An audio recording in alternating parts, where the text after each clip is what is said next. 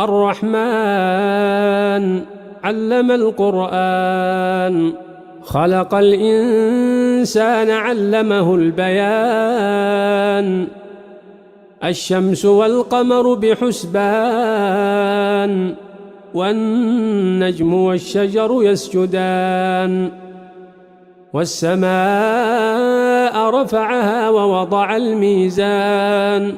ألا تطغوا في الميزان وأقيموا الوزن بالقسط ولا تخسروا الميزان والأرض وضعها للأنام فيها فاكهة والنخل ذات الأكمام والحب ذو العصف والريحان فبأي آلاء ربكما تكذبان